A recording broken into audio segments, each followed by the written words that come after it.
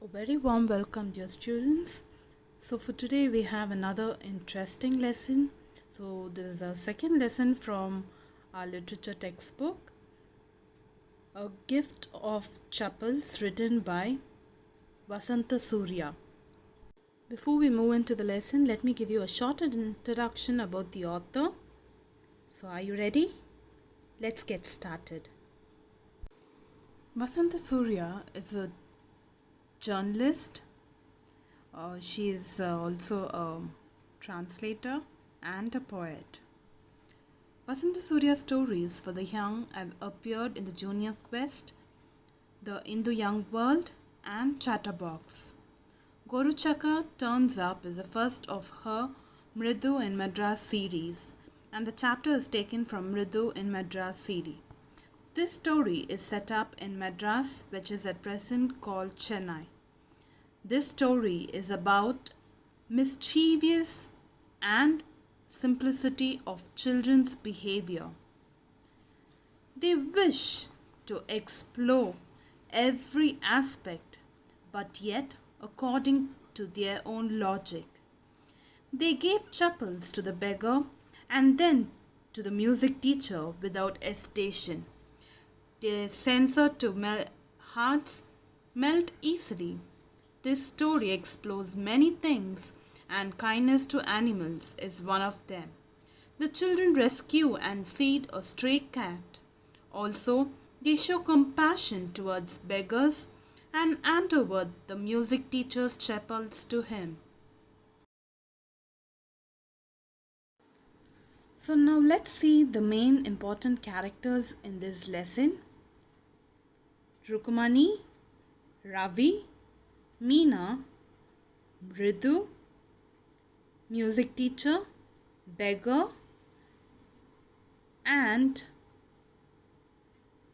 Mahendra Varma Pallava Punai. So it is none other than the cat. So there are some more characters in this lesson.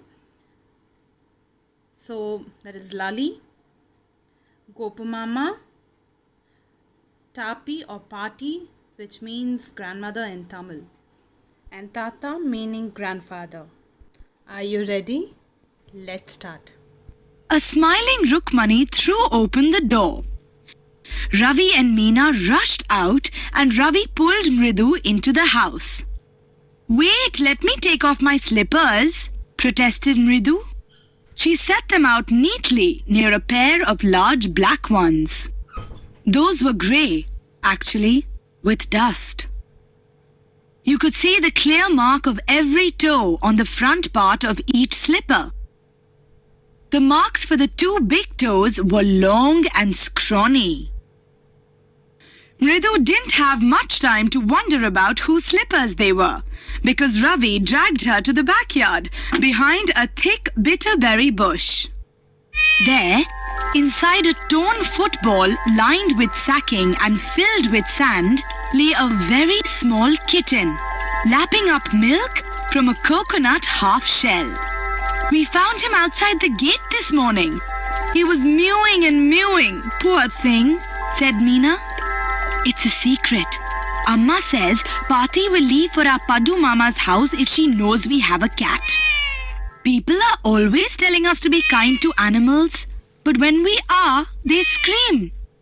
"Oh, don't bring that dirty creature here," said Ravi. "Do you know how hard it is just to get a little milk from the kitchen? Pati saw me with a glass in my hand just now. I told her I'm very hungry. I want to drink it. But the way she looked at me, I had to drink most of it to throw her off the scent. Then she wanted the tumbler back. 'Pati, I'll wash it myself. Why should I put you to trouble?' I told her.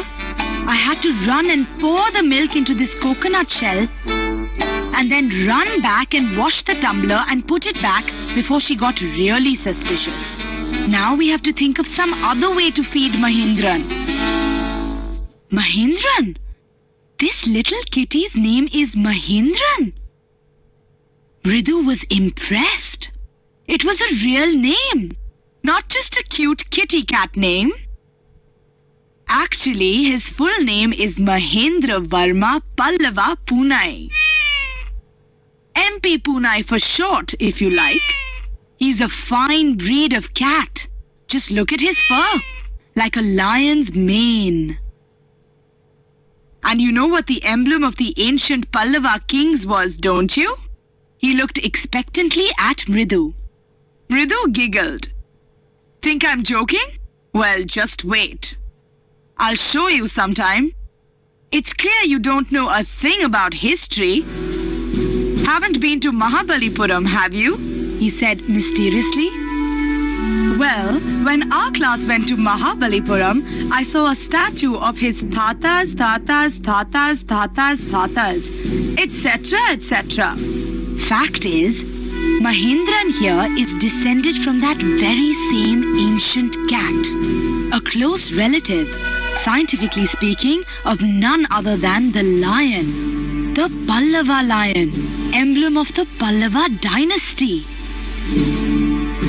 Ravi went on, walking around the bitterberry bush, waving a twig up and down, his eyes sparkling.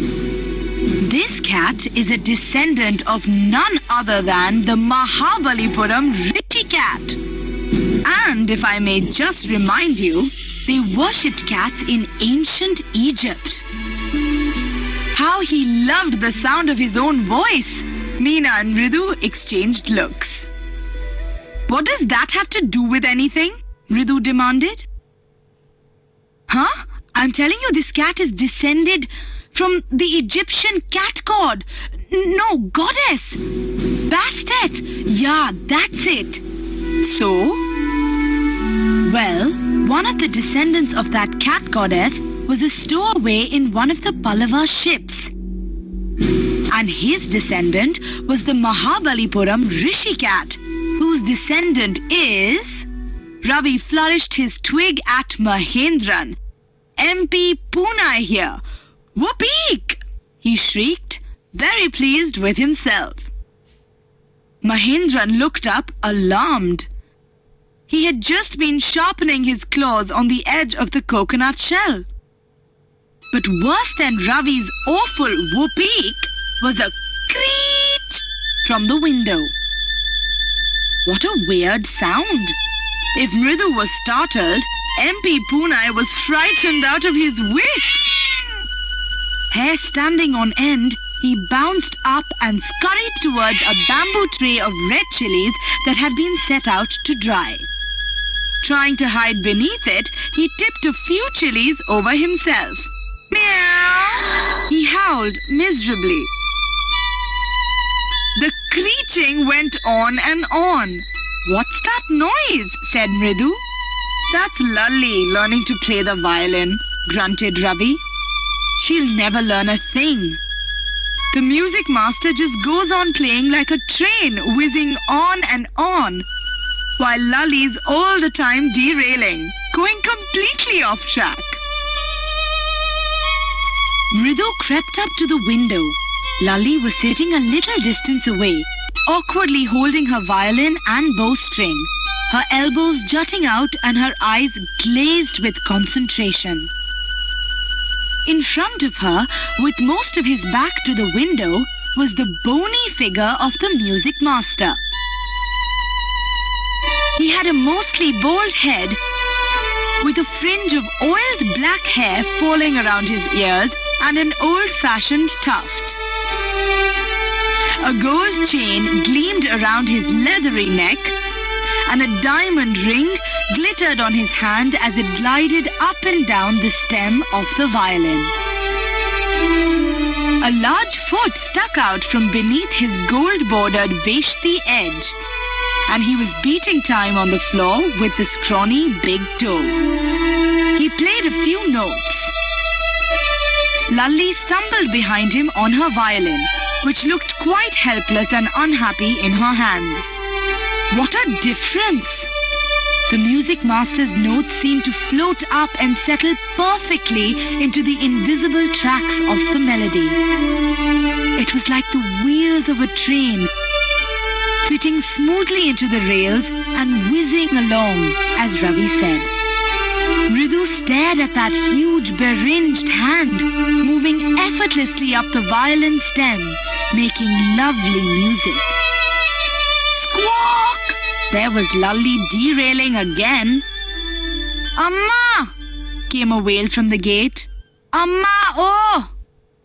Ravi, send that beggar away, cried his mother from the back veranda, where she was chatting with Tapi. He has been coming here every day for the past week, and it's time he found another house to beg from, Pati explained to Tapi. Ritu and Meena followed Ravi out. The beggar was already in the garden, making himself quite at home. He had spread his upper cloth under the neem tree and was leaning against its trunk, apparently prepared to take a little snooze while he waited for the alms to appear. Go away, said Ravi sternly. My party says it's time you found another house to beg from. The beggar opened his eyes very wide and gazed at each of the children one by one.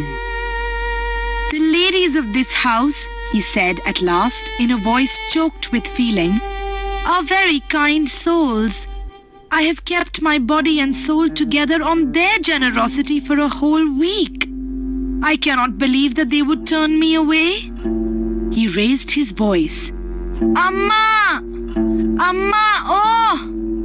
Sad his wail might be, but it certainly wasn't feeble. It began in a deep, strong rumble somewhere in his withered belly and came booming out of his mouth with its few remaining teeth stained brown with beetle chewing. Ravi, tell him there's nothing left in the kitchen, called Rukmini. And he's not to come again. Tell him that. She sounded fed up. Ravi didn't have to repeat it all to the beggar. What his mother said had been easy for them all to hear, there under the neem tree. The beggar sat up and sighed. I'll go, he said wearily. Only let me have a rest here under this tree. The sun is so hot. The tar has melted on the road. My feet are already blistered. He stretched out his feet to show large, pink, peeling blisters on the soles of his bare feet. I suppose he doesn't have the money to buy chappals, Ritu whispered to Meena and Ravi. Have you got an old pair in the house somewhere? I don't know, said Ravi. Mine are too small to fit his feet, or I'd have given them to him. And his feet were larger than Ritu's and Meena's. The beggar was shaking out his upper cloth and tightening his dhoti. He raised his eyes and looked fearfully at the road, gleaming in the afternoon heat. He needs something on his feet, Meena said, her big eyes filling. It's not fair. Shh, said Ravi. I'm thinking about it. Blubbering it's not fair isn't going to help. In 2 minutes he'll be frying his feet on that road. What he needs is a pair of chappals. So where do we get them? Come, let's search the house. He pushed Mridu and Meena into the house. Just as she stepped into the veranda, Mridu's eyes fell on the odd-looking chappals she had noticed when she arrived. Ravi, she whispered to him.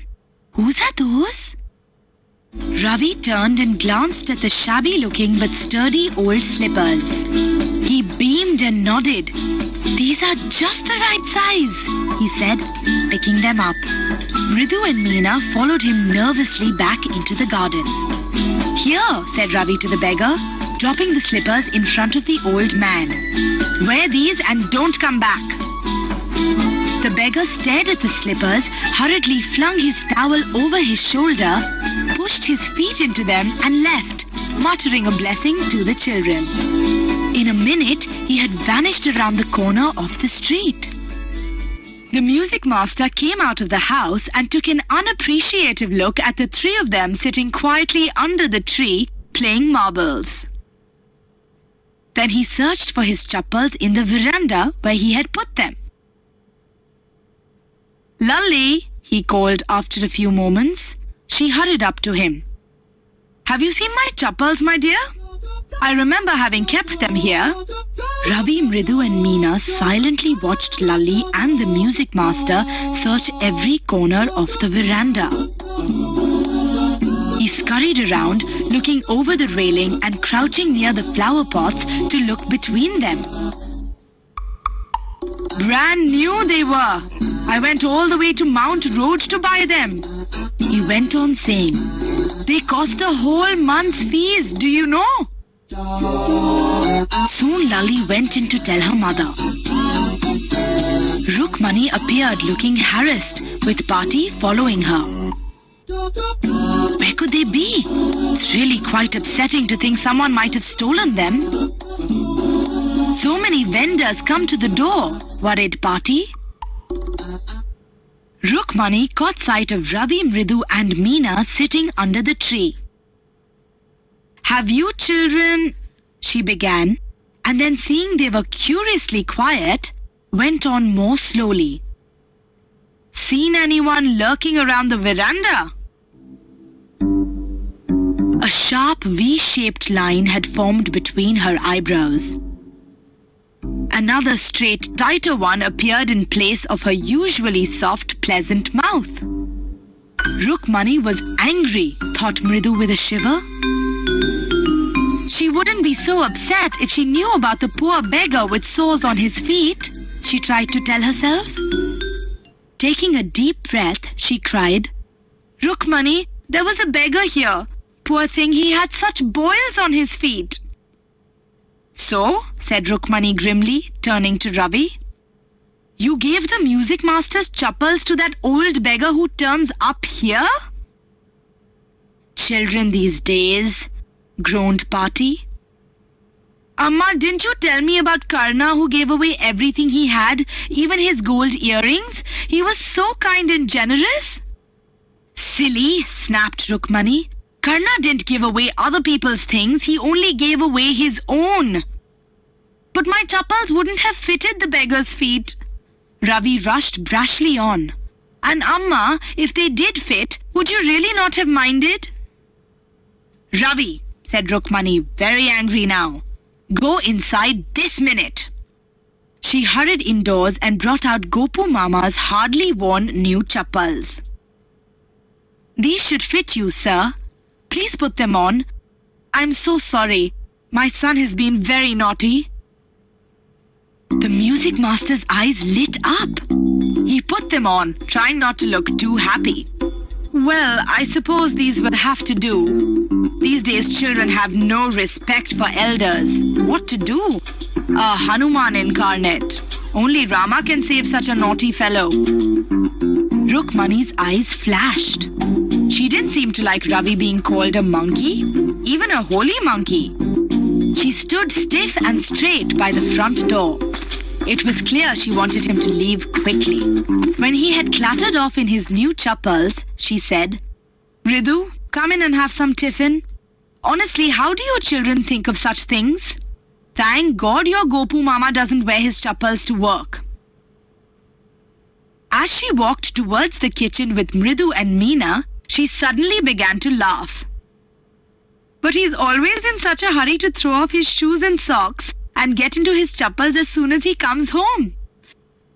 What's your mama going to say this evening when I tell him I gave his chappals to the music master?